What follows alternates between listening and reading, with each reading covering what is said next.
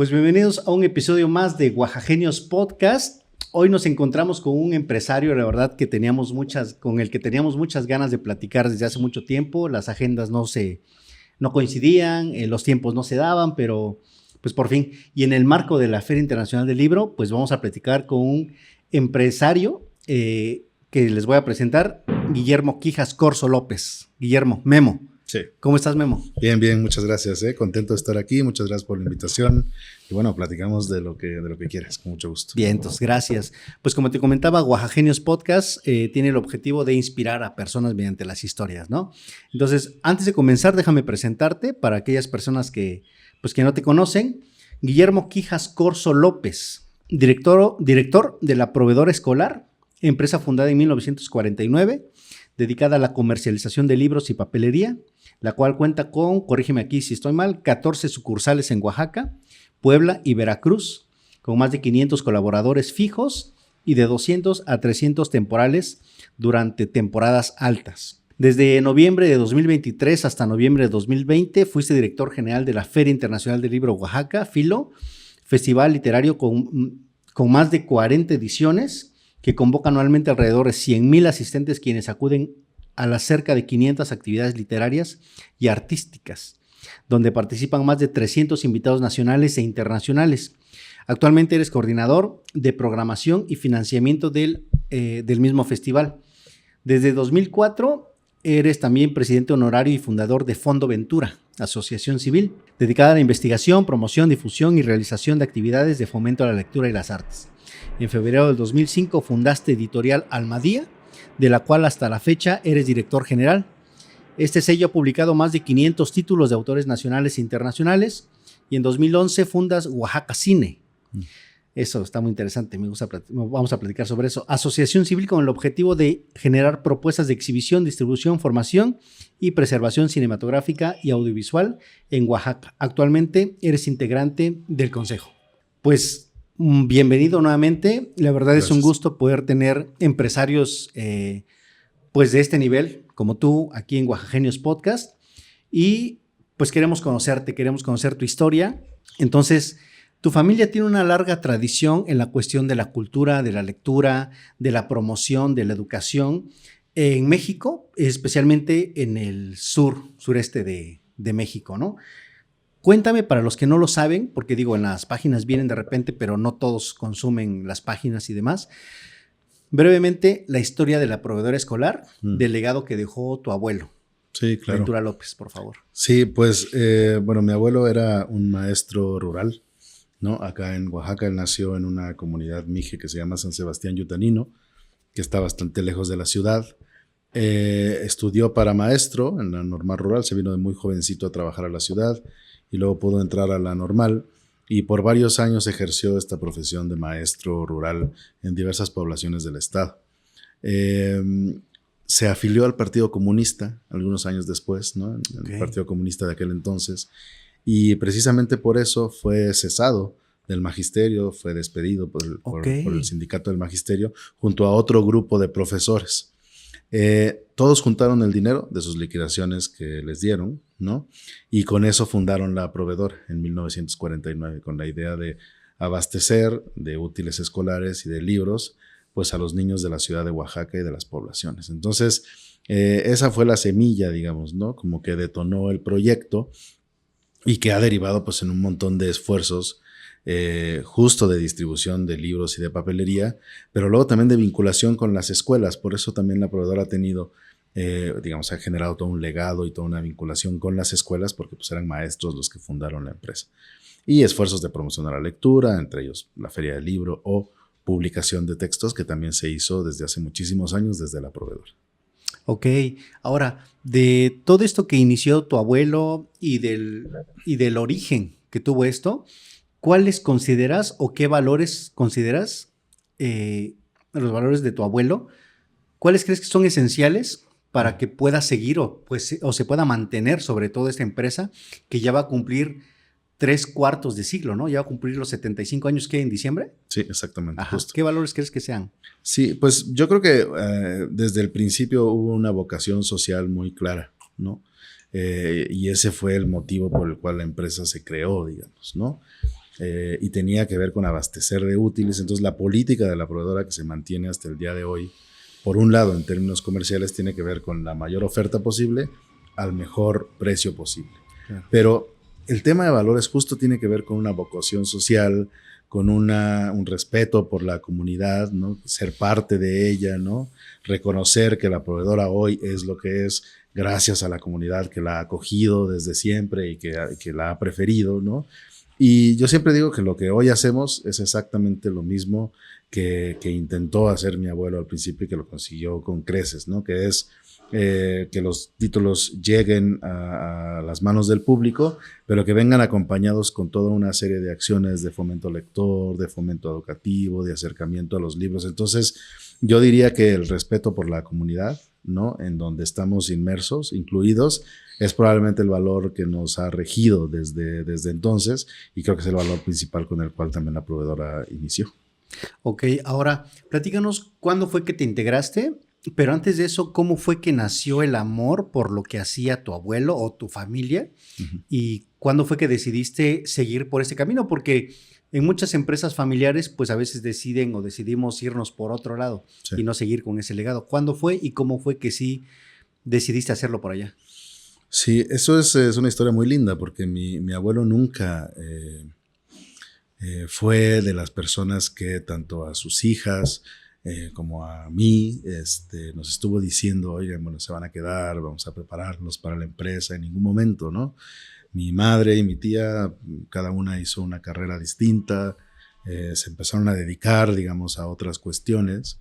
Yo terminé la preparatoria y me fui a estudiar a Puebla cuando tenía 18 años, y justo en ese año mi abuelo enfermó, se puso bastante malo y me pidió que regresara yo de la universidad por 6 meses para que lo ayudara en algunas cosas de la empresa, ¿no? Que eran 6 meses para que él se pudiera recuperar del problema de salud que tenía y que entonces ya podía yo regresar a continuar con mis estudios. Y en esos 6 meses la enfermedad lamentablemente se agravó y falleció. Pero bueno, unos días antes de que él falleciera, me dijo que él ya había hablado con la gente de la proveedora, que todo estaba organizado y que yo podía ir al día siguiente a su oficina y que me quedara yo ahí, que me quedara yo con la empresa, que hiciera yo lo que mejor pudiera y que los gerentes que habían trabajado con él por muchísimos años me iban a enseñar todo lo que yo tenía que aprender para llevar el tema. Y eso fue lo que pasó, ¿no? Al día siguiente, todavía con mi abuelo vivo, pues fui a su oficina. Y bueno, evidentemente no hice mucho por varios días, pues, que iba yo a saber hacer, ¿no? Mi madre se integró unos días después y juntos empezamos a intentar entender, ¿no? La manera en que funcionaba el negocio, ¿no? Es cierto que muchas cosas caminaban, como siguen caminando hoy, muy bien, solas, ¿no? Caminaban solas. El equipo que mi abuelo formó, pues es un equipo de primerísimo nivel, ¿no? Y con el paso de los años, pues fuimos aprendiendo. Entonces, fue algo que yo no me imaginaba, que mi mamá tampoco se imaginaba. Repentino, ¿no? También, ¿no? Fue muy repentino. Yo había tenido algún acercamiento con la lectura, gracias a mi abuelo también. Mi padre murió antes de que yo naciera, entonces mi abuelo se convirtió, digamos, en la figura paterna, ¿no? Que yo tuve. Entonces yo creo que eso también hizo que el vínculo fuera muy fuerte y que de alguna manera esta integración mía a la proveedora también, aunque no estaba planeada en principio, se diera de forma pues un tanto natural, supongo. Y bueno, 2 preguntas desprenden aquí. ¿Qué sentiste porque tenías 18 años? Evidentemente eras muy, muy joven. Cargar tus espaldas esa responsabilidad que quizás no dimensionabas en ese momento.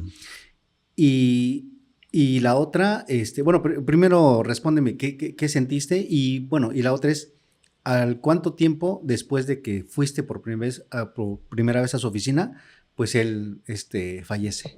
Sí, bueno, falleció a la semana y media. O sea, fue muy rápido. O sea que prácticamente no hubo tiempo de mucho. Y mira, los primeros días eran un poco de no dimensionar todo lo que implicaba, ¿no? Por principio de cuentas, la responsabilidad que implicaba esto. Ni siquiera ¿sabes? Esta emoción o entusiasmo que podría representar para alguien de 18 años Sí. tener de repente un trabajo, ¿no? Y eso probablemente fue lo siguiente, ¿no? Como esta como libertad, que de repente a los 18 años ya tienes un trabajo, que no tienes que regresar a la universidad, que ganas un dinero, Claro. ¿no? Y que un poco en esa juventud crees que bueno, que ya estás Que ahí, la armaste, ¿no? pues, ¿no? ¿No? Y claro, eso es lo primero que pasa, ¿no? Pero con el paso del tiempo, uno empieza a entender las repercusiones que tiene la toma de decisiones. Porque claro, una vez que uno empieza a integrarse, digamos, a la dinámica empresarial, se da cuenta que la toma de decisiones, pues es probablemente para lo que uno está ahí, ¿no? Principalmente, entre otras muchas cosas, pero no alcanza a dilucidar en los primeros meses las repercusiones que esas decisiones tienen, ¿no? Tienen que pasar tiempo para que eso suceda, y eso es muy fuerte, darte cuenta de que pues evidentemente no tienes ni la experiencia, ni la preparación necesaria, ¿no? Ni la madurez para tomar esas decisiones, ¿no? Y que no pueden tomarse a la ligera, ¿no? Y que ya tienen repercusiones muy tangibles. Entonces, digamos, como que esa primera etapa fue un poco como estos dos momentos, primero con emoción, con entusiasmo, con alegría, con una perspectiva de libertad, pero por otro lado, después ya te empiezas a dar cuenta que hay repercusiones muy serias y que te tienes que poner las pilas, porque si no, pues es muy fácil también que las empresas se vayan hacia otro rumbo, ¿no? Ok, por ejemplo, los gerentes que ya estaban cuando tu abuelo y los demás trabajadores, ¿cómo te aceptaron bien? Obviamente, evidentemente te enseñaron y demás, pero ¿cómo sentiste haberte incrustado en un ambiente ya hecho que caminaba, como tú dices, solo? Sí, ha pasado de todo, ¿no? Pasó de todo. Hubo quien nos recibió de la mejor manera posible, hubo quien no. Resistencia. Sí, ¿no? Resistencia, eso no significa que haya habido algún tipo de conflicto, pero también era natural, Sí, ¿no? claro. Todos los cambios implican, digamos, algún tipo de resistencia, algún tipo de complicación. Pero creo que la forma en la que mi abuelo había formado a los equipos marcó mucho de lo que sucedió en ese momento, ¿no? Fue lo que prosperó, fue lo que se privilegió, digamos, ¿no? Porque había todo un estilo de compañerismo, de trabajo en equipo. Todos han sido chicos que también vinieron de pueblos del estado de Oaxaca y que aprendieron aquí, que hicieron sus carreras a la par de estar trabajando, ¿no? Qué padre. Y bueno, hoy la mayoría de ellos siguen trabajando con nosotros y están ahí en la empresa como si fuera suya, que lo es, ¿no? Veo muchos jóvenes, ¿no? Que de repente creo que es una gran ventaja y creo que le da frescura a la empresa. Sí, ahora eso es más palpable. En los últimos 5 años yo he notado que el equipo es más joven, ¿no? Sí. Supongo que también es un tema generacional, ¿no? Cuando yo llegué, pues había muchísima gente que tenía Mayor. 20, 30, 40 años y bueno, con el paso del tiempo Claro. se han ido jubilando.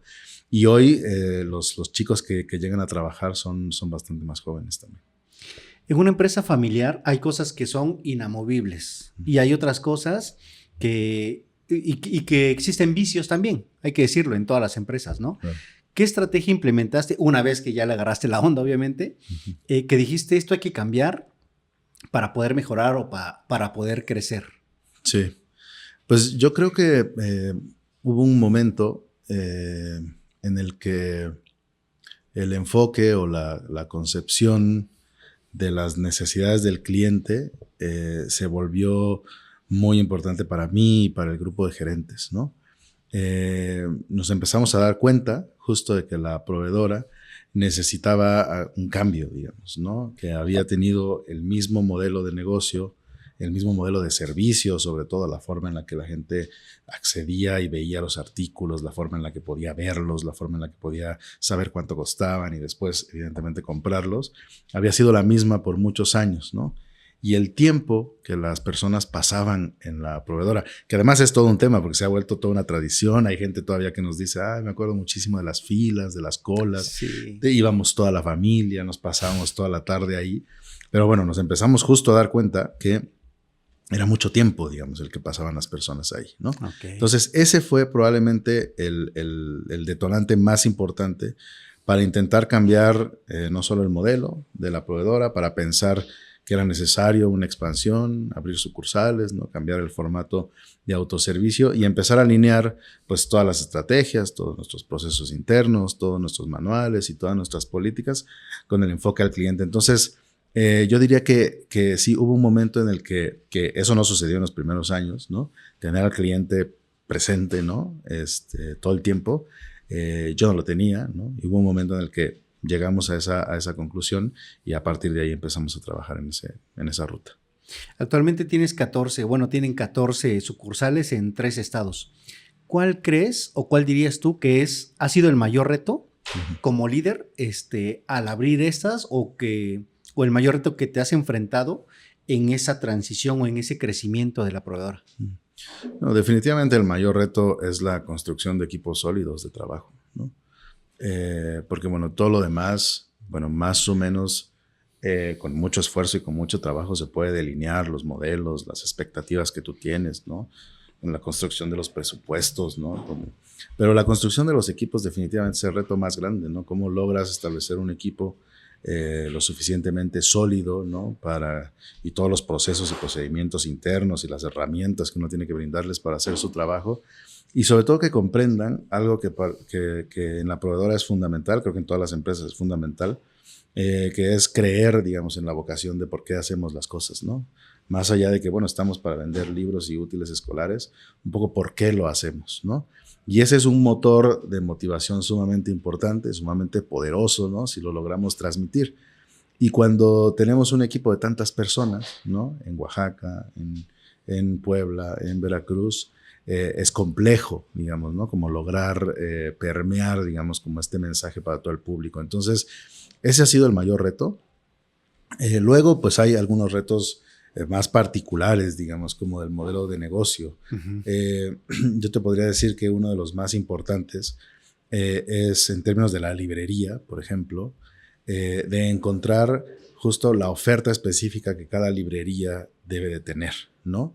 Y eso significa casi que cada librería tenga su propia dinámica de selección de títulos, ¿no? Hoy las librerías que funcionan generalmente son librerías pequeñas con una oferta muy cuidada en función del público que está alrededor de esas librerías y que generan un vínculo comunitario muy sólido, ¿no? Con justo la zona geográfica a su alrededor. Cuando una librería crece, una tienda tiene 5, 6, 7, 8, 10 sucursales, los procedimientos para construir esa oferta se estandarizan. Entonces, pues compras lo que más se vende, no importa quién sea, dejas de comprar lo que no se vende, ¿no? Y en términos de libros, eso no puede ser así, ¿no? Cada zona geográfica, cada individuo, cada persona tiene una concepción distinta de los intereses, de lo que le gusta leer, de lo que podría gustarle leer, ¿no? No es como tú vas por un cuaderno o por un lápiz, que es algo que necesitas para desempeñar alguna tarea. La parte de la literatura es mucho más lúdica, ¿no? Y tiene que ver justo con nuestra historia y con nuestros intereses. Entonces, ese probablemente, si me lo preguntas en términos prácticos, es probablemente la parte más compleja, porque hay que seleccionar bien los títulos y porque tienes que tener en cada una de las librerías libreros que sepan interactuar y recomendar con los clientes, ¿no? Es mucho más fácil que tú llegues a una papelería y un cliente te diga, oye, pues recomiéndame qué lápices están buenos, ¿no? ¿Cuáles son más baratos? ¿Cuáles son más caros? Quiero que tengan esos colores. Es cierto. A que me digas, oye, fíjate que estoy buscando un libro que hable sobre tal tema, me interesa el amor, me interesa la ciencia ficción, me interesa la política. El librero tiene que saber. Entonces, eso lo vinculamos con la formación de equipos de trabajo también. Oye, es un gran reto, ¿no? También porque, o sea, así como dices, cada quien conoce un lápiz, por ejemplo, un HB y demás, ya sabes, los de arquitectura, pero ¿cómo hacen para saber, para entender el gusto de la persona, del cliente, ¿no? O sea, tienen que leen las sinapsis o la sinopsis, perdón. ¿Cómo le hacen, cómo poder decirlo? ¿Cómo capacitan a los libreros para eso? Sí, pues hay un protocolo, digamos, de inducción y de capacitación interno que, digamos, hay una información que se les comparte, digamos, a los chicos en las primeras capacitaciones antes de que empiecen a trabajar, que tiene que ver con información general de los libros, ¿no? Okay. ¿Qué editoriales publican? ¿Cómo funciona el mercado? ¿No? ¿Qué géneros se venden más? ¿Cuál es la estructura del libro? ¿No? La portada, la contraportada, qué tú puedes ver en la página legal, etcétera, ¿no? Y luego hay una serie de herramientas que uno puede, y acciones que uno puede hacer para conocer un poco su sección, ¿no? Tienes que conocer los temas que la sección en la que estás trabajando se venden Y luego hay fichas informativas internas, ¿no? Como materiales que tú en media cuartilla puedes más o menos darte una idea de qué va el libro, ¿no? Y luego, pues, digamos, se les invita a todos los chicos y chicas que lean las contraportadas en los ratos que estén ahí en la librería. Empiecen a leer. Tenemos un club de lectura interno, tenemos una biblioteca interna para que también los chicos puedan llevarse títulos para leer en sus casas. Qué chingón. Hacemos capacitaciones que el mismo equipo da a lo largo del año. Y luego, cuando se puede, cuando la agenda lo permite, los autores que vienen a presentar libros a la librería tienen una sesión de capacitación con el equipo librero para contarles un poco más a detalle de qué ve el libro, cómo lo escribieron, qué pensaron. Y bueno, aún así siguen haciendo falta esfuerzos, ¿no? Como de formación, porque tampoco es tan simple, ¿no? Sí, aparte son muchísimos títulos, ¿no? Como para poder comprender todo. Hablando de libros, que obviamente nos competen en esta plática, desde noviembre de 2003 hasta noviembre de 2020 fuiste director general de la FILO, de la Feria Internacional del Libro de Oaxaca. Organizar un evento de esta magnitud implica pues organización, recursos de todo tipo, recursos financieros, económicos, bueno, lo mismo, humanos, relaciones públicas, negociaciones, programación, invitados, etcétera, etcétera. Entonces, y mucho estrés sobre todo, ¿no? Uh-huh. ¿Qué aprendizajes y habilidades te dejó hacer esto por 17 años? Sí. Bueno, pues sí, en efecto, el aprendizaje más importante tiene que ver con que un proyecto como la FILO lo tienes que pensar en términos estratégicos y de planeación, perdón, y luego de operación, con una peculiaridad, que todo sucede en un momento. Eso cambia todo. La proveedora, Almadía, su vida y su operación es constante, ¿no? Uh-huh. No te sale algo, lo puedes intentar el próximo mes. No te sale algo muy bien, lo reajustas y lo reorientas para el próximo año. Publicas un libro en Almadía y a lo mejor no lograste que saliera bien en México, en España, en Argentina. Intentas hacerlo mejor para la próxima, ¿no? Y por supuesto que en la FILO también sucede eso. Siempre tienes la próxima feria, pero todo lo que haces, digamos, en términos de planeación, sucede en 9 días específicos, ¿no? Y eso determina todo en términos estratégicos, ¿no? Entonces, la planeación, la ruta de trabajo, el cierre de los acuerdos, las fechas límite, ¿no? Cambian de manera muy drástica a un proyecto que tiene una temporalidad específica al manejo de cualquier empresa. Entonces, creo que eso es en términos como del mayor aprendizaje, en términos de gestión de un proyecto, ¿no? Ahora, en términos personales, pues me ha dado probablemente varios de los momentos más emocionantes de mi vida, ¿no? Porque a lo largo de estos 17 años, ¿no? Hemos podido ver el poder real transformador que tiene la lectura. La forma en la que de repente un niño o una niña se emociona por conocer a un escritor que llevaba leyendo por muchísimos años y que le ha representado momentos de relacionamiento con su familia de manera muy importante, ¿no? Chicos que han salido, digamos, que viven a lo mejor una realidad muy complicada en sus casas, pero que en la literatura encuentran una forma de conocer otros mundos, de conocer a otras personas, de viajar a otros lugares. Esos momentos no hay forma de medirlos, no hay forma de cuantificarlos, no hay forma de saber exactamente qué es lo que está pasando, pero yo creo que pero los he visto mucho y los hemos visto muchísimos de quienes colaboramos en la feria, y ese probablemente es la mayor, no aprendizaje, pero sí la mayor satisfacción en ese sentido. Ahora, las habilidades para este tema, pues sí es muy complejo, digamos, porque digamos, por un lado hay que tener habilidades de planeación y esas, bueno, se van adquiriendo con el paso del tiempo y cometiendo muchos errores, ¿no? En general, haciendo las cosas mal, ¿no? Intentándolas nuevamente. Pero también es curioso porque justo en términos de relaciones públicas, que dices, uno tiene que tener la capacidad para poder hablar, por un lado, con un escritor o con una escritora y hablarle de su libro y decirle, mira, quiero que vengas a Oaxaca para que hablemos sobre este tema y vas a hablar con este escritor. Entonces, crear un contenido, primero literario, que además puede interesar al público. No es nada más lo que a mí me interese, sino qué tema y qué escritor pueden hablar de este tema que pueden conectar con el público en Oaxaca.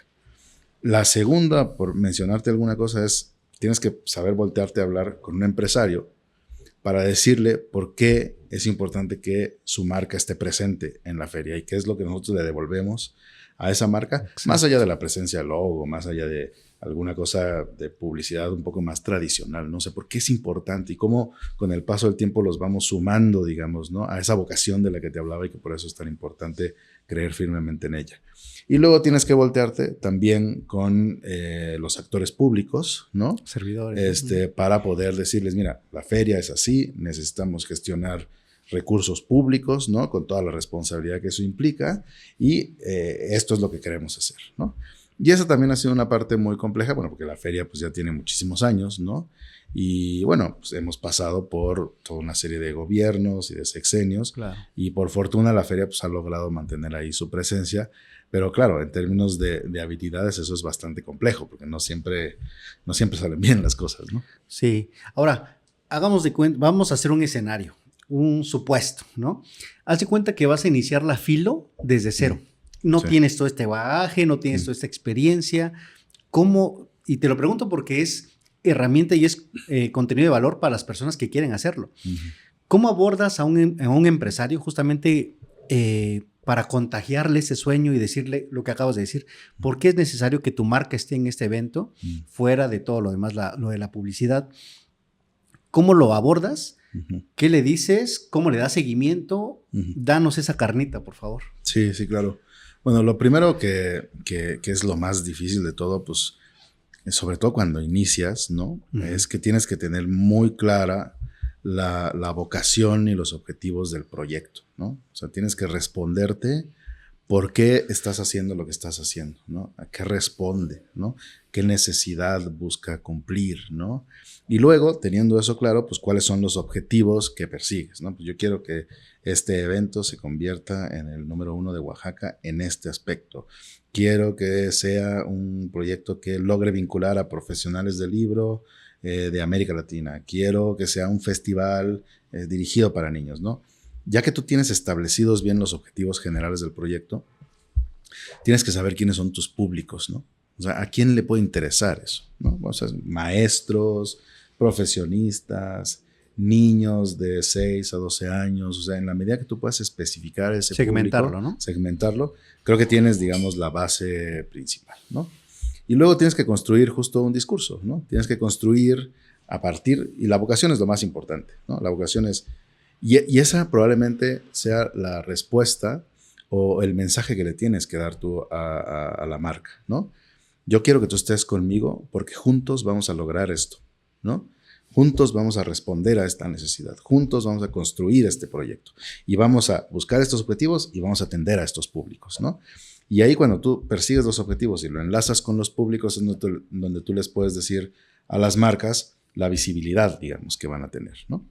Luego hay que ponerse creativo, porque en efecto esto de la presencia del logotipo es algo ya muy tradicional que las marcas no necesariamente buscan hoy en día, sino buscan más experiencias, buscan más vinculación. Eso te iba a preguntar, ¿qué buscan ahorita? Exacto, yo creo que más experiencias, ¿no? Ok. Ahora está muy vinculado a las redes sociales, ¿no? Pero sí gustan generar experiencias, digamos, como de otro tipo para sus públicos, ¿no? Y mostrarse, no necesariamente una empresa de electricidad, no necesariamente tiene que decirle a sus clientes que vende electricidad, sino tiene que decirle a sus clientes que participa de alguna manera en la comunidad en la que vive, ¿no? Entonces, yo diría que esos serían probablemente el punto de partida. Es muy importante, yo creo, que dentro de la planeación uno establezca un seguimiento puntual a todos los patrocinadores, ¿no? Tienes que tener tu base de datos muy ordenada, tienes que sistematizar mecanismos de comunicación internos, un boletín, un newsletter, una llamada, tienes que construir relaciones públicas con ellos, porque de otra manera, pues no se puede lograr, ¿no? Entonces, y sobre todo hay que picar piedra, ¿no? Tienes que saber que a lo mejor el primer año tú vas a ir por 2 o 3 marcas, nada más. Y el siguiente año las tienes que mantener y las tienes que cuidar y luego vas por otras 2, ¿no? Creo que también tienes que planear como un crecimiento un poco circular, salvo que por algún motivo tu proyecto, pues de inicio, todo esté muy claro y tengas recursos suficientes, digamos, como para poder aventar una campaña de presencia de marca más fuerte. Pero de otra manera, creo que hay que irlo creciendo poco a poco que fue un poco lo que pasó en la Filo, que poco a poco fue creciendo en términos de patrocinadores. Ahora, una vez que ya tienes claro todo eso, vas, lo buscas, es a lo que voy. ¿Cómo lo abordas? Como le dices, empresario, señor tal, de empresa tal, me gustaría presentarle un proyecto. ¿Qué speech utilizarías, pues, como para que sea un poco más práctico, más real? Sí, pues esto es muy difícil porque sí. Está determinado también por la forma de ser de cada uno de nosotros, ¿no? Uh-huh. Lo que yo te estoy diciendo hoy, pues yo no te lo podría haber dicho hace 10 años, ¿no? Y en general, a mí me costó muchísimo salir, ¿no? Me acuerdo que los primeros años, ¿no? En entrevistas, en reuniones, no alcanzaba yo a explicar lo que realmente quería, ¿no? Okay. Me quedaba yo con la sensación de que no había logrado transmitir el mensaje. Terminaba yo las reuniones sudando. O sea, era una cosa como un poco incluso embarazosa. Pero bueno, al final son creo que cosas que todos hemos pasado de alguna u otra manera. Y yo creo que lo más importante es prepararse, ¿no? Y tienes que decirle y explicarle al empresario cuál es la vocación de tu proyecto, ¿no? Y tienes que saber que muy probablemente y en muchas ocasiones no vas a poder transmitirle ese mensaje, no necesariamente porque no lo estés transmitiendo bien, sino porque es muy probable que no le interese, que no le importe. Y eso también está bien. O sea, pues por supuesto, cada quien tiene la libertad y cada quien sabe cómo maneja su negocio. Pero tienes que saber que en ese trabajo específicamente de buscar marcas que te patrocinen, vas a recibir más negativas que sí, ¿no? Que positivos. Claro. Entonces creo que no hay una receta para lograrlo, pero mi recomendación sería que tengas muy clara cuál es la vocación de tu proyecto y eso es lo que le quieres explicar al empresario o la empresaria. Ahora, ¿qué papel juega las relaciones públicas para poder concretar un proyecto del que sea? Sí, pero pues son fundamentales, ¿no? Son fundamentales. Y además también hay una serie de habilidades, digamos, ¿no? Muy particulares, digamos, que uno tiene que tener, ¿no? Para hacer relaciones públicas, ¿no? De entrada, tienes que tener mucha fuerza y mucho aguante físico, porque, ¿sabes? Hacer relaciones públicas es muy agotador, sí. ¿No? Y no solo es que tienes que estar hablando con gente de todo tipo, tienes que estar poniendo atención todo el tiempo, tienes que saber llevar la conversación hacia un tema o hacia otro, no es nada más de que te digo mi proyecto y ya, y luego tienes que ir a reuniones y tienes que ir a una cena y luego tienes que ir en la noche, o sea, es un esfuerzo físico muy fuerte. Luego, por otro lado, pues también tienes que tener ciertas habilidades. Tienes que saber conversar, ¿no? Tienes que tener cierto encanto, ¿no? Hay gente que es especializada en eso, ¿no? Que bueno, eso a mí me costó muchísimo trabajo porque yo no tengo esas habilidades, ¿no? Pero hay gente que lo sabe hacer perfectamente. Pero bueno, si no tienes quien lo haga, ¿no? Con esas habilidades, pues uno lo hace como puede, ¿no? Claro. Pero juegan un papel fundamental. Pero también hay de relaciones públicas a relaciones públicas, ¿no? No necesariamente las relaciones públicas es visibilidad todo el tiempo y estar en todos lados. A veces es cuestión de saber con quién haces la relación pública, qué es lo que comentas, ¿no? Y cómo vas construyendo, más que una red de relaciones públicas, una red de vinculación, ¿no? Muchas de las relaciones públicas que la Filo hace no son tan visibles, ¿no? Todo el tiempo estamos hablando con editores, con libreros, con escritores, contándole de la feria del libro, siempre encontramos el momento para platicarles de la feria, y entonces no necesariamente es el tipo de relación pública que andas ahí como por todos lados, ¿no? Es un tipo de relación pública más discreta porque tiene mucho impacto, porque construyes una red de contactos, una red de vinculación súper fuerte, que por ejemplo en términos muy concretos, hoy es muy fácil que los escritores y las escritoras, que los libreros o los editores vengan a la feria. Casi que antes teníamos que preparar toda una carta, enviar un mail, buscar a su agente, buscar a su scout, enviar un correo un año, no lo lográbamos, el siguiente año no lo lográbamos. Y hoy casi que un primer mail nada más de invitación de la FIL Oaxaca a cualquier escritor, dicen con mucho gusto.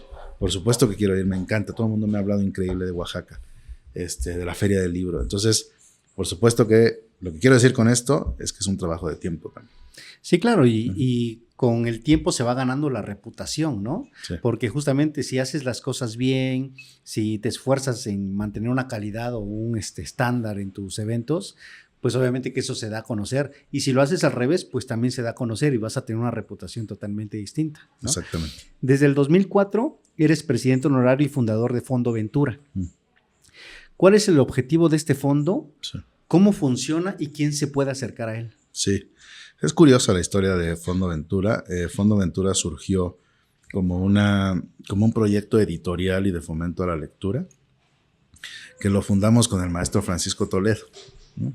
Él quería tener una editorial que publicara títulos de Oaxaca y de otras partes del mundo y que tuviera proyectos de fomento a la lectura, ¿no?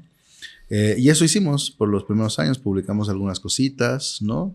Y luego, pues bueno, decidimos que los esfuerzos de fomento a la lectura los podíamos hacer justo desde este fondo, y ahí es donde integramos a la Filo, ¿no? Que fue una decisión más administrativa, por así decirlo, ¿no? Fondo Ventura surgió como una donataria autorizada, como una asociación civil que no persigue fines de lucro y por ende podía expedir recibos deducibles de impuestos, ¿no? Entonces lo que nosotros pensamos ahí, pues hagamos la feria del libro desde Fondo Ventura, entonces lo que le podemos ofrecer a las marcas pues es un recibo deducible de impuestos, ¿no? Para que pues mejor nos den el recurso para un proyecto local y no se lo paguen a Hacienda, ¿no? Y entonces a partir de ahí fue como el inicio de Fondo Ventura. Y luego le hemos integrado a lo largo de los años distintos proyectos.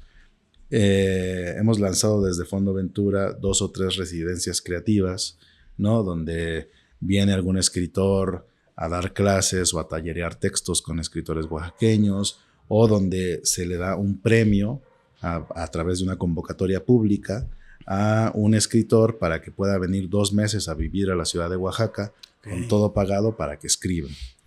Impulsamos por muchos años una biblioteca pública en San Martín, Mexicapan, un proyecto que es un local del municipio que nos lo dio en comodato y que Fondo Ventura se encargaba de la gestión de la biblioteca, el abastecimiento, la generación de programación de actividades, y que lamentablemente después de la pandemia tuvimos que cerrar porque ya no hubo los recursos suficientes como para mantenerla.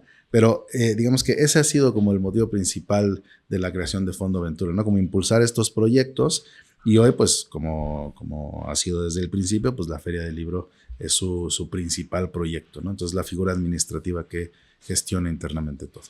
Ok, y para aquellos que nos van a escuchar, que nos van a ver y que tengan algunos proyectos o algo que quieran realizar, ¿quiénes sí pueden aplicar o quiénes sí se pueden acercar? Bueno, a la Feria del Libro pues casi que pueden participar quien quiera, ¿no? La Feria del Libro tiene una convocatoria pública abierta que se lanza en agosto, en julio, casi todos los años, y que es para que quien quiera presentar algún libro, ¿no? Puede ser una editorial, puede ser un autor de manera independiente, pues mandan su información y en función de los espacios que tengamos disponibles, pues se les va asignando algún día y algún horario. Entonces todos pueden participar en ese sentido. Las residencias creativas, esas sí no están abiertas todo el tiempo, sino son momentos específicos, ¿no? Entonces, a lo mejor el próximo año vamos a lanzar una para que vengan a escribir 2 meses. Entonces, esas de momento ahorita no tenemos ninguna convocatoria, pero en todo caso, pues son abiertas a escritores, a editores, a libreros. Ajá, y por ejemplo, ¿no aplicaría ahí, por ejemplo, algún otro proyecto creativo para el Fondo Ventura? ¿O tendrían que ver las características de cada uno para ver si aplica o no aplica? Sí, tendría que ser un proyecto a desarrollar, digamos. El Fondo Ventura no es que tenga un fondo económico, ¿no? Que esté destinado para apoyar proyectos, sino más bien es un generador de proyectos específicos, ¿no? Entonces genera y organiza la Feria del Libro, genera y organiza ciertas residencias creativas puntuales, específicas. No existe, digamos, una convocatoria abierta para recibir proyectos de todo tipo, porque no es que haya un recurso ahí, ¿no? Que esté destinado para apoyar proyectos de emprendimiento, por ejemplo, ¿no? Ahora, ¿cómo has visto, hablando de todo esto, que decías que pusieron, bueno, sí la llegué a ver, la librería o, bueno, la biblioteca, mejor dicho, que estaba en San Martín, Mexicapan? ¿Cómo has visto la relación entre el fomento a la lectura y el desarrollo social? Te lo pregunto por el lugar en donde lo pusiste, ¿no? Claro. En donde se puso. No, creo que tiene una relación sumamente importante, ¿no? Y luego también es importante decir que en términos de cultura, a diferencia, por ejemplo, si hablamos de economía, ¿no? Es muy difícil, digamos, medir ese impacto.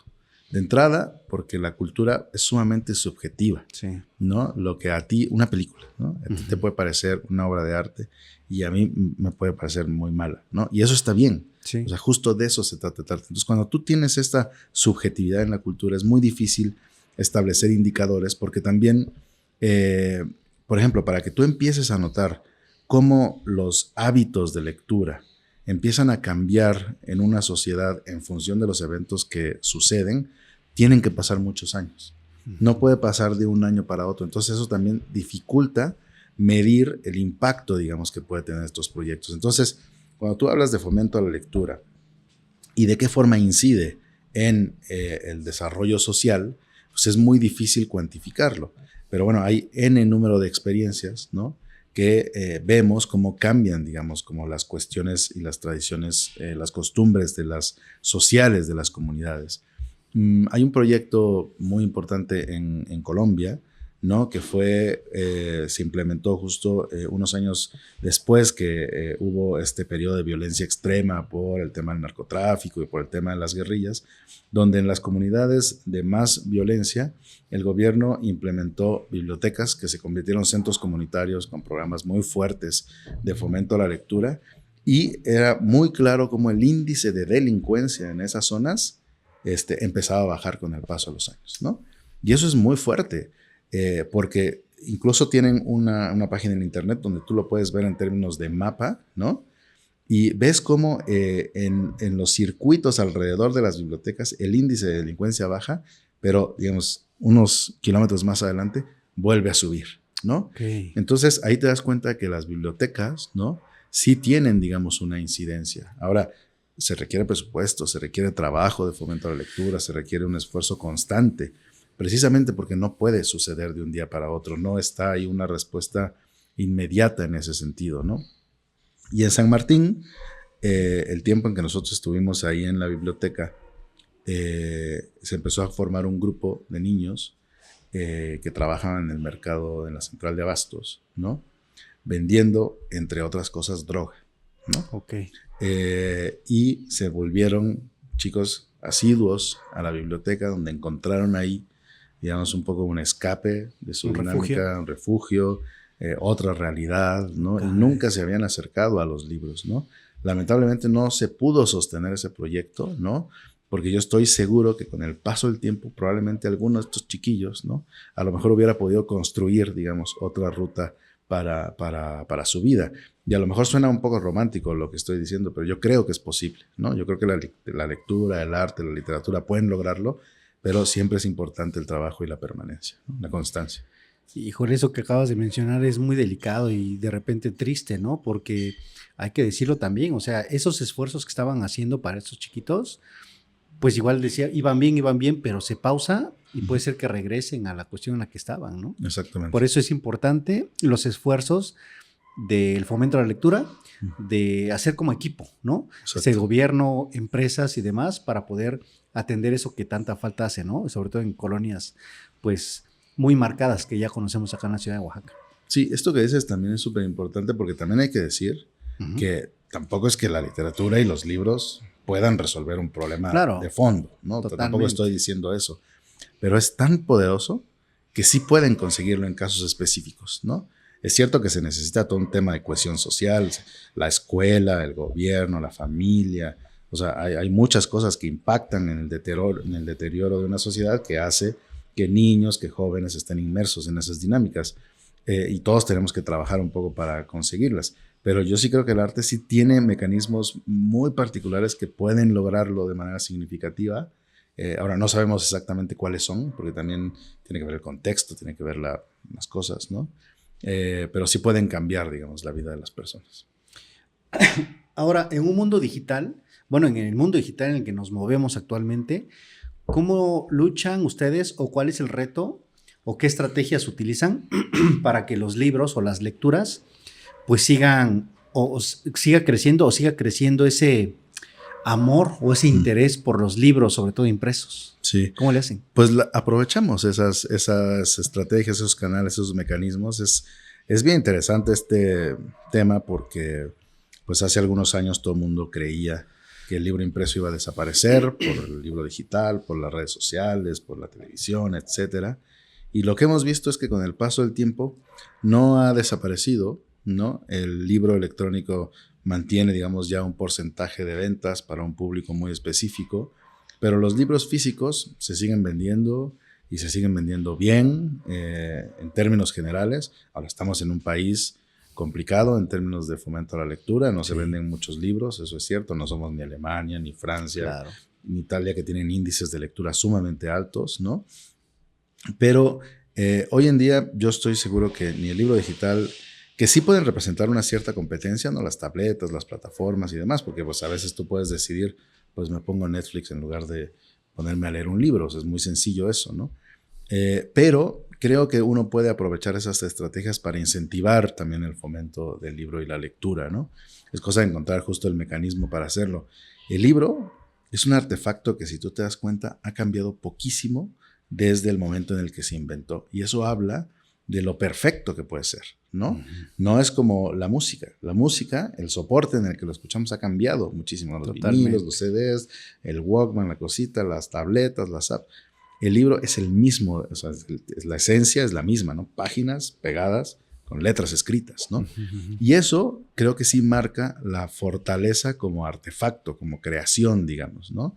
Y el impacto que puede tener. Entonces, yo no creo que el libro se termine. Creo que las redes sociales, los esfuerzos digitales pueden ayudar a fomentar la lectura de literatura. Probablemente lo que sí está cambiando muchísimo tiene que ver con la academia, y eso también es natural, digamos. Es más fácil pues tener en este iPad todos los libros, ¿no? Que tú vas a estudiar en una universidad, ¿no? Uh-huh. Y no tenerlos ahí en con físico, tu mochilota, ¿no? Mochilota y tal. Entonces, yo creo que sí se puede aprovechar, digamos, toda la tecnología en ese sentido. Ahora, hace rato dijiste algo muy interesante. En México no tenemos unos índices de lectura altos, es realmente bajo. ¿Y cómo luchan ustedes, o cómo aportan, mejor dicho, a la cuestión de que dicen tienen que leer, tienen que comprar más libros, leer más libros, pero a veces un libro no es una prioridad, ¿no? O no es una necesidad primaria, cuando realmente pues están preocupados por comprar o satisfacer otras necesidades.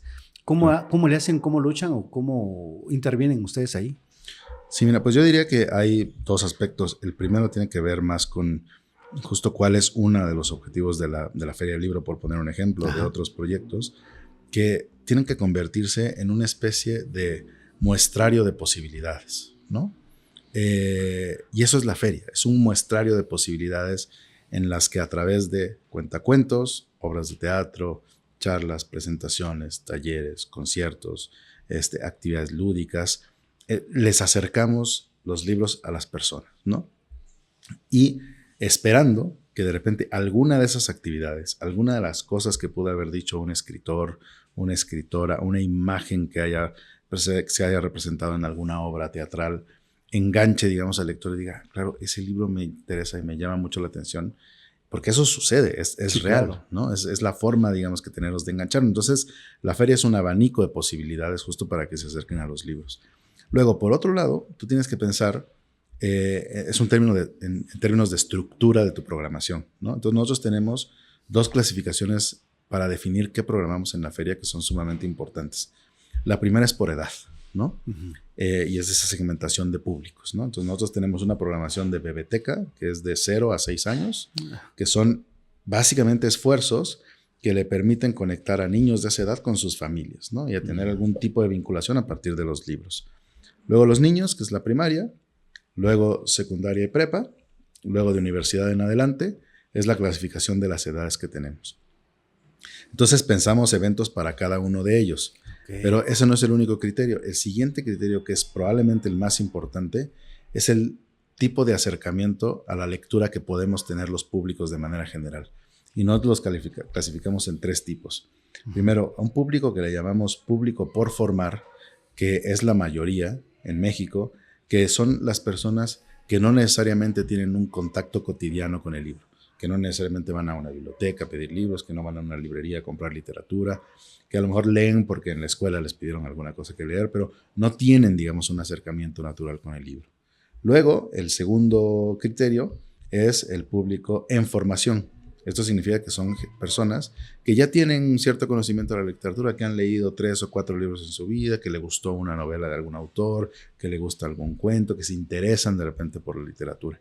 Y la tercera clasificación es el público formado. Es el público que conoce perfectamente lo que quiere, que sabe cuándo va a publicar Alejandro Zambra su próximo libro, que lo busca, que sabe qué editorial lo publicó, que sabe que está inscrito a boletines. Entonces, cuando tú cruzas las edades con estos, empiezas a generar los eventos. Entonces dices, primero, si el público por formación es el que es mayor, eso significa de entrada que ahí tienes que hacer el mayor número de actividades, ¿no? Entonces, para los bebés, para los niños, para los jóvenes y para los adultos, ¿qué eventos pueden interesar a este público que no necesariamente esté interesado en la lectura? Si nosotros a este público les proponemos un taller de análisis exhaustivo del Quijote de la Mancha, pues no va a ir nadie. Claro. ¿No? Pero si les propones otra actividad más vinculada a esfuerzos de booktubers, de youtubers, que vengan y que le cuenten sobre sus experiencias, libros sobre el amor, libros sobre relaciones, va a ir mucha gente, ¿no? Entonces, es la forma justo de construir un público, un poco atendiendo justo a estos esfuerzos para fomentar la lectura. Hace rato, bueno, acabas de decir una palabra y creo que es como un concepto, booktubers y youtubers. ¿A qué le consideran un booktuber, por ejemplo? Sí, pues el booktuber es, digamos, quien se dedica a hacer videos promocionales de los libros que les gustan en YouTube, básicamente, ¿no? Ok. Y generalmente, pues hay personas, chicos, generalmente son muy jóvenes, ¿no? 15 años, 18 años, 19 años, ¿no? Y que tienen miles de seguidores en muchas partes del mundo y los ven como si fueran, es muy impresionante, ¿no? Y luego generalmente muchos de ellos empiezan a escribir libros también, ¿no? También escriben cosas y les empiezan a publicar libros, ¿no? Entonces eso es un booktuber. Ok. Oaxaca Cine. En 2011 lo fundaste. ¿Cuál fue el objetivo, sobre todo para el cine en Oaxaca y de las muestras que han realizado aquí también en diferentes espacios culturales de Oaxaca? Sí, pues yo estoy ahí un poco por invitación, ¿no? Es un proyecto que a mí me entusiasma muchísimo porque me encanta el cine, ¿no? No soy tan buen espectador de cine, digamos, me encantan las películas más comerciales, y eso me gusta muchísimo, también me gusta mucho el cine de arte, pero no soy un espectador de cine tan específico, pero es cierto que ir al cine y ver una película también me despierta mucha emoción, ¿no? Claro. Y me gusta muchísimo. Y desde hace muchísimos años tenemos una relación de amistad con el cineasta oaxaqueño Rigoberto Pérez Cano y con la productora de cine, gestora cultural Isabel Rojas, y ellos me invitaron a ser parte, digamos, del proyecto de Oaxaca Cine, fue su idea, que básicamente consistía en establecer un proyecto de exhibición de muy buen cine en el centro de la ciudad de Oaxaca, en el Teatro Macedonio Alcalá, que implicaba una inversión en pantalla, en sonido, ¿no? En equipo de reproducción, y que posteriormente se le empezaran a integrar una serie de charlas de formación, ¿no? Talleres para cineastas, charlas de divulgación del cine, ¿no? Acompañando a las carteleras mensuales que habría. Y la idea era llegar en un periodo de tiempo a crear un festival de cine en Oaxaca, ¿no? Para que se pueda, así como el Festival de Cine de Morelia o tal. Claro. ¿No? Entonces ese fue el proyecto que echamos a andar y que tuvo unos años increíbles, ¿no? En donde se hicieron exhibiciones muy bonitas, donde el público se fue. Una vez más, pues tuvimos problemas de financiamiento. Era un proyecto que, a diferencia de la Filo, por ejemplo, estaba casi el 100% soportado por recurso público. Ah, ok. Entonces, cuando el recurso público, que siempre pasa, ¿no? Se baja, se termina, ¿no? Pues era muy difícil, digamos, como reaccionar. Y eso fue lo que le ha pasado a Oaxaca Cine. Hoy, por fortuna, el proyecto, después de unos años de estar ahí a partir de la pandemia con altibajos, pues se ha reactivado, ¿no? Isabel Rojas lo está empujando de manera súper contundente, ¿no? Pero bueno, ha sido también un proyecto muy lindo de muchísimos años que creo que ha dejado su huella en Oaxaca. ¿Y se va a retomar entonces o ya se empezó a retomar? Ya empezó. Isabel tiene, digamos, ha generado actividades. Digo, Rigo y yo ahí seguimos, ¿no? Un poco ayudamos como podemos también por todos los proyectos, pero Isabel Rojas es la responsable principal ahora del proyecto y tiene como 1 año y medio ya haciendo exhibiciones en distintos lugares del centro de la ciudad de Oaxaca. Ok, ahora como empresario, ¿cuál crees que sea la importancia de esta figura en la sociedad y sobre todo en nuestro estado y en México? ¿Del empresario? Sí. Pues bueno, creo que en términos económicos se habla mucho de que no las empresas medianas, ¿no? Las pymes, ¿no? Tienen como el mayor porcentaje, ¿no? De generación de empleos en México, ¿no? Y eso de entrada pues ya es sumamente importante, ¿no? Y el papel del empresario pues es bastante complejo, diría yo, ¿no? Y porque creo, desde mi punto de vista, que el empresariado debería tener una vocación social, ¿no? La que sea, ¿no? Para incidir de alguna manera en la sociedad en la que está inmerso, ¿no? Porque pues, les debemos todo a esa sociedad, les debemos todo al público, ¿no? Gracias a ese público que nos prefiere, digamos, por encima de otras marcas, es que nosotros podemos tener los recursos para crecer, para generar utilidades, para seguir teniendo colaboradores, ¿no? Entonces, yo diría que la importancia radicaría justo en la medida. Digo, todo es necesario, ¿no? Habrá quien no le interese y también está bien, está en su derecho de hacerlo. Pero yo creo que un poco respondiendo a tu pregunta, la importancia de un empresariado creo que radica fundamentalmente en la medida de la vocación social que tiene, ¿no? Para su comunidad. Y bueno, puede haber mil esfuerzos, ¿no? De distintos tipos para apoyar esa parte. Ahora, tú como Guillermo, como persona, ¿qué legado te gustaría dejar aquí en Oaxaca en las generaciones venideras en cuestión empresarial y en cuestión cultural? Uh-huh. Pues fíjate que la cuestión empresarial tiene que ver o sea, lo que más me importa es que el equipo de trabajo esté bien, ¿no? Como que creo que ese es el legado más importante, que no es un legado hacia afuera, que no es un legado que la gente vea y diga, claro, ay, mira, esta proveedora. Lo que me importa es que la gente que trabaja con nosotros y que ha trabajado con nosotros se encuentre bien en su trabajo, que le haya permitido desarrollarse como persona, construir una familia, cumplir un poco sus sueños, ¿no? Y quienes ya no están con nosotros, que se hayan quedado tranquilos, ¿no? Esa probablemente es la vocación más importante porque también es el motor, digamos, ¿no? Es la fuerza que te permite desarrollar todos los proyectos, ¿no? Sin el equipo de trabajo no se puede hacer nada.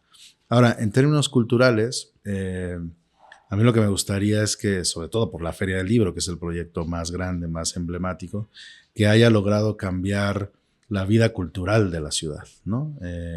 Porque si tú te pones a pensar todos los escritores que han venido, las cosas que se han dicho en las charlas, eso tiene que haber cambiado, digamos, de alguna manera a las personas, ¿no? Y que si eso ha permitido que se acerquen a los libros y que hayan pasado momentos lindos, la verdad es que nosotros nos damos yo me doy por muy bien servido. ¿Y en términos personales? Pues en términos personales, fíjate que es curioso que me preguntes eso hoy. Hasta hace algunos años tenía yo como toda la voluntad y como toda la fuerza de que la proveedora creciera a nivel nacional, que Almadía tuviera presencia en todo Iberoamérica, ¿no? Que la Feria del Libro fuera una de las ferias más importantes, ¿no? del mundo. Y eso me importaba como legado personal, digamos, ¿no? Okay. Pero hoy en día justo lo que busco es sentirme bien, digamos, con el trabajo que hago, ¿no? Que sea justo en la medida también de poder dedicar el tiempo necesario al trabajo, pero también el tiempo necesario a mi familia, ¿no? Tengo una hija de 6 años, ¿no? Que es todo para mí. Entonces, eso, en términos personales, yo quisiera encontrar justo ese mejor equilibrio, ¿no? En términos de trabajo, en términos de familia, y sentirme contento, satisfecho y orgulloso de lo que hemos hecho como hasta ahora. Oye, hace rato antes de empezar a grabar platicábamos acerca de la importancia de la pareja. Ahorita caminas al lado de tu esposa, ella tiene otras responsabilidades que tienen mucho que ver con esta empresa.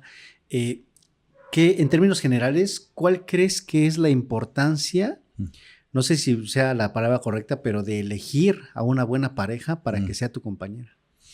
Ya, pues, híjole, es difícil responderte, no sí. sé cómo responderte eso, pero lo que te puedo decir es que, bueno, yo tuve una suerte inmensa, ¿no? De que el camino me haya puesto a mí en la vida de Vania, ¿no? Y de que ella haya querido construir, digamos, una relación conmigo, porque definitivamente ha sido el soporte, fue la compañía más importante, ¿no? Que yo he tenido en mi vida, ¿no? Y lo que me ha dado también lo más maravilloso que tengo, ¿no? Que es la relación con ella y luego nuestra hija, ¿no? Y bueno, Es difícil también, de repente, supongo que es algo que es bastante común, ¿no? De repente compartir familia y compartir trabajo, eso también plantea un reto, digamos, porque todo está un poco ahí mezclado, pero a los dos pues nos une el amor por los libros, ¿no? Que hemos visto, digamos, el impacto que puede tener la lectura en la gente, ¿no? Pero eso, ¿no? Yo lo que te puedo decir es que he tenido muchísima suerte al respecto. Ok, ahora, cuéntanos, por favor, algún fracaso que hayas tenido, porque digo, platicamos de repente las cosas que hemos hecho, hemos logrado y demás, pero poco hablamos de los fracasos. ¿Algún fracaso que te haya marcado, que tú digas, ay cabrón, esto me enseñó esto? Pues son un montón. O sea, yo creo que la vida está llena, ¿no? De pequeños fracasos, de pequeñas decisiones que no nos salen como esperaban, ¿no? De caídas, ¿no? Y lo interesante es justo cómo te levantas, ¿no? Esta cosa que bueno, se habla mucho en términos de motivación, pero es real. ¿Qué te puedo decir? Empezando en la proveedora, recuerdo mucho que al par de años, un poco de empezar la proveedora, ya en este momento en donde yo sentía que las decisiones que yo tomaba tenían una repercusión, pero donde yo ya quería, digamos, como tomar también decisiones más grandes, ¿no? Que realmente incidieran en la proveedora de manera más contundente y no solo pues administrar un negocio que ya iba caminando ahí. Empecé a salir, digamos, un poco para buscar generar más ventas y recuerdo que un momento llegó un señor a la empresa para hacer un acuerdo de venta de paquetes escolares para el gobierno del estado, ¿no? Que iban a regalar y bueno, empezamos a ver qué papeles, qué contratos, que no sé qué, era una persona conocida de otras personas, ¿no? El chiste es que logramos hacer una venta bastante grande en ese entonces, de varios paquetes, de varios miles de pesos, ¿no? Bastante grande, y fue una estafa, ¿no? Y yo no, y la gente, los gerentes con los que trabajan ahí me dijeron, eso está un poco raro, yo creo que mejor no hay que venderles porque está raro el asunto. Y yo dije, no, hay que venderles porque es una venta súper grande, nos va a ayudar un montón. Manda la mercancía, mandamos 3 trailers de mercancía llenos a una dirección que nos dijeron acá en Oaxaca. Y él me dijo, bueno, entrégame, ya voy al rato yo a verte a la oficina, te entrego el cheque y hacemos todo. Y nunca llegó. No manches. ¿No? Y al día siguiente fuimos al lugar, a la bodega donde habíamos entregado los proyectos y ya no había nada, ¿no? Y no encontramos a nadie, ¿no? Hicimos una demanda, una investigación y no logramos dar con nada. Entonces, ese fue un error muy grave que determinó mucho en la empresa porque fue mucho dinero que al final tuvimos que pagar a los proveedores, ¿no? Y fue por un error y por acelerarme y por de repente pensar que ya sabía yo un poco todo. Entonces, eso, la experiencia o el aprendizaje que me dejó, que creo que en gran medida puede ser uno de los factores por los cuales cometemos muchos errores, es avanzar sin tener, digamos, como los pasos asegurados, ¿sabes? Avanzar un poco de manera más intempestiva porque tú crees que lo vas a lograr y porque tienes hambre de seguir adelante. Y creo que ese aprendizaje de reflexionar un poco más las cosas y de ir dando paso a paso sobre tierra firme es probablemente el aprendizaje que me dejó este caso, pero que en general aplica para un montón de cosas. Y en general, si uno hace eso, muchos de los errores que toma no sucederían, ¿no? Qué gacho que pasó eso, pero sí se solucionó. Pues digo, se tuvo que, ¿no? Sí, pues se solucionó. Digo, no recuperamos la mercancía ni nada, pero bueno, pues aquí estamos. Sí, claro. ¿Qué estigma tiene que romper la sociedad, Memo? Híjole, pues son un montón. O sea, yo creo que como sociedad tenemos retos sumamente fuertes, ¿no? Y creo que más, digamos, en el contexto en el que nos encontramos hoy, ¿no? En términos políticos, ¿no? Ha habido una transición que, bueno, a muchos les puede gustar, a muchos no les puede gustar, pero que en cierta medida está cambiando drásticamente la forma en la que la sociedad se relaciona entre sí, ¿no? Y yo creo que tenemos como sociedad muchos retos muy importantes. Probablemente el tema de la inclusión y la diversidad sea uno de los más grandes, ¿no? Y de la igualdad, ¿no? En qué medida logramos ser una sociedad más igualitaria en todos los aspectos, ¿no? Incluyendo a todos quienes somos parte de la sociedad. Y yo creo que ahí hay muchos estigmas que romper, ¿no? Porque de repente nosotros vivimos en nuestro mundo y creemos que todo es igual a lo que nosotros hacemos, cuando hay muchas realidades al respecto, ¿no? Y probablemente Esto no necesariamente es un estigma, pero digamos que creo que es uno de los retos mayores que tenemos como sociedad. Tiene que ver con el cuidado de nuestra tierra, tiene que ver con el cuidado de nuestros recursos, con el cuidado del medio ambiente. Y probablemente ahí, incluso antes que el tema de fomento a la lectura o el acercamiento a la cultura, hay una vocación social que probablemente todos como empresarios, como personas, como gobierno tendríamos que asumir, cuidar un poco el lugar donde vivimos, ¿no?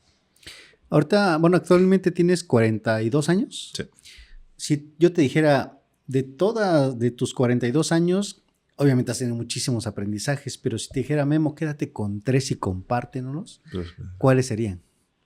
el principal,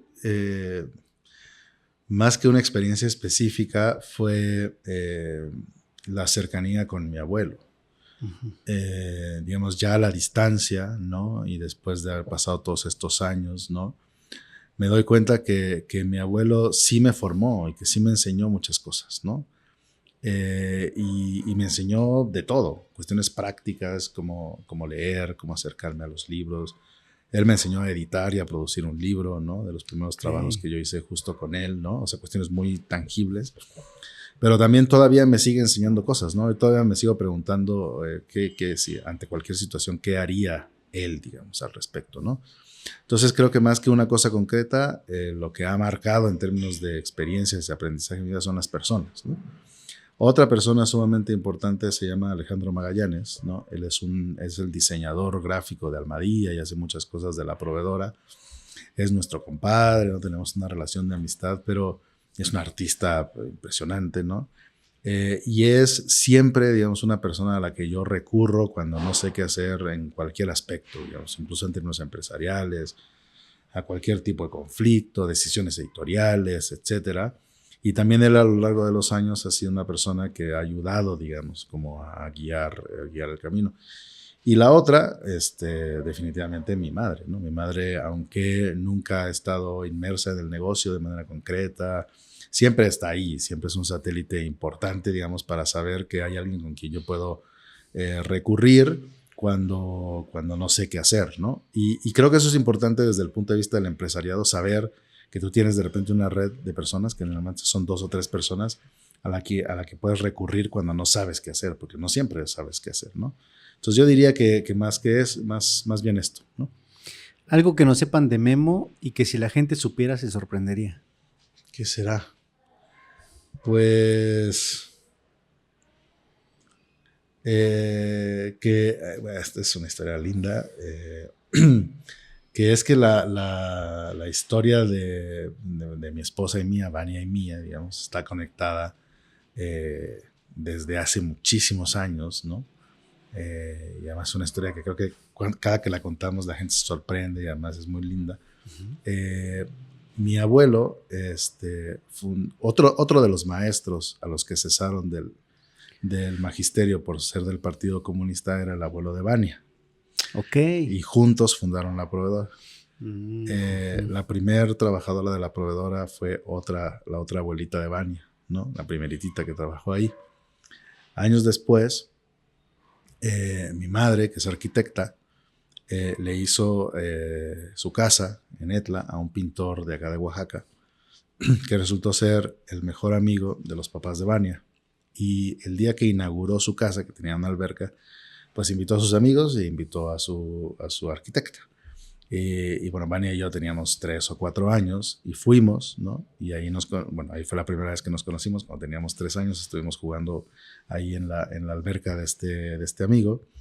Y luego cuando le enviamos la carta de invitación de nuestra boda al pintor, dijo, pero ¿cómo puede ser que estos dos se vayan a casar si estaban jugando cuando eran chiquitos, cuando eran niños, ¿no? Entonces, eso es curioso porque parece que nuestras vidas estaban conectadas desde hace muchos años. Oye, qué chingón, qué bonita historia. Y sí, es una historia bonita, sí. Como tú dices. Si tuvieras la posibilidad de enviar un mensaje en el que rompiera barreras de lenguaje, de todo, de medios y que llegara a todo el mundo, que pudieras incidir en un mensaje para todos, ¿qué mandarías? ¿Qué dirías? Pues yo diría que podemos encontrar en los libros y en la literatura posibilidades infinitas, ¿no? De relacionarnos con otras personas y con otros mundos y de emocionarnos como y de realmente emocionarnos, ¿no? Varios de los grandes momentos más emocionantes de mi vida los he tenido leyendo libros, y eso no significa ser un ratón de biblioteca, ni mucho menos, ¿no? Pero yo creo que en la lectura hay una forma, digamos, de vivir la vida de manera distinta, de salir de la lectura a afrontar el mundo de manera distinta, y yo estoy seguro que eso puede cambiar muchas cosas, ¿no? Y no solo lectura de libros técnicos que a lo mejor te ayudan a resolver las cosas del día a día, ¿no? Sino sobre todo la literatura, que te ayuda a comprender que hay otros mundos. Y yo creo firmemente que la lectura y la literatura tienen un poder transformador sumamente importante, ¿no? Y si nosotros logramos transmitir que ese mensaje, digamos, llegue a muchas personas, me parece que sería sumamente hermoso. ¿Algún mensaje final que quieras dar a todas las personas que van a escuchar y que van a ver este episodio?